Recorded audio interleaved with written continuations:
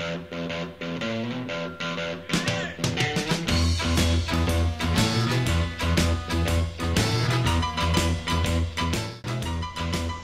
name is Jnr Marzinger. I live in South Africa and I broke my neck 7 years ago, which rendered me a quadriplegic, lame from the shoulders down. I was a mean fucker physically and mentally.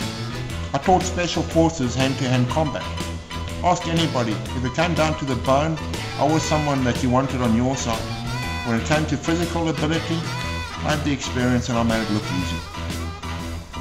I'm now severely handicapped. Okay, so shit happens. I'm done with self-pity and my agenda is living life.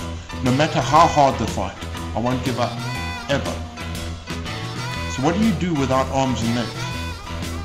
I decided not to give up, no matter how hard it got, and it got fucking hard. No insurance, no Medi-Aid, no government support, no employment, no nothing. I taught myself to paint with my mouth. That's right, my mouth. It's no easy task, but I persisted and I forged myself into something that people look at and shake their heads in disbelief. I knew that if I could showcase my stuff, I'd have a chance to meet you guys and get to show you what I've managed to achieve. You guys came to South Africa a couple of years ago. I was the bald-headed guy in the wheelchair you met. You signed the gas tank that I painted. Thanks. What you don't know was the process it took painting that gas tank, and it wasn't even close to finish when you saw it. Allow me under 4 minutes of your time to explain it to you. The beginning. Everything is difficult in the beginning. Don't you just hate that? It's just the way it is. It's a round surface which complicates matters. Remember, no hands, and I'm stuck in a wheelchair with very limited movement. The pencil kept jumping, which made it difficult. The surface is round and I couldn't keep a smooth line. So the only way I could do this was with many little pencil strokes. Now the paint application.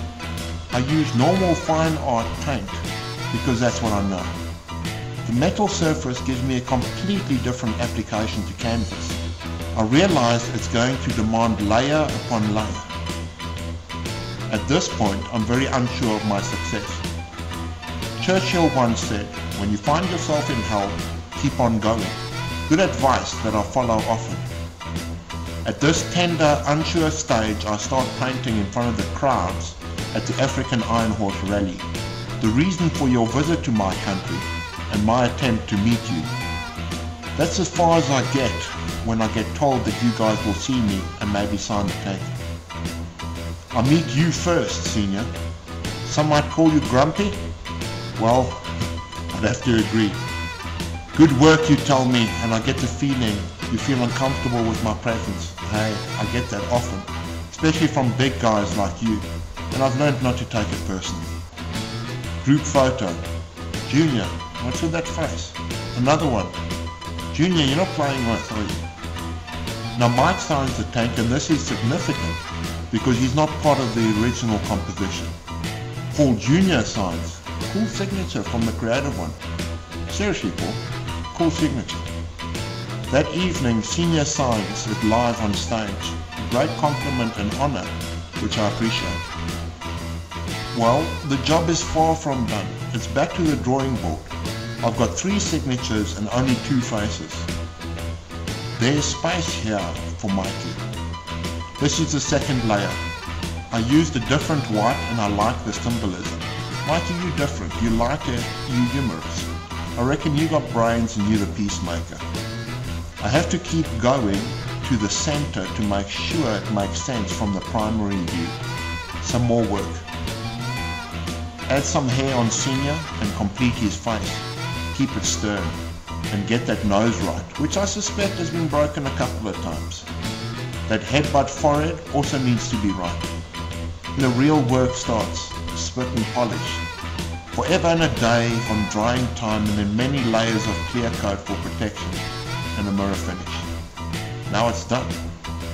But how do I present it to you in a manner that you can appreciate it better?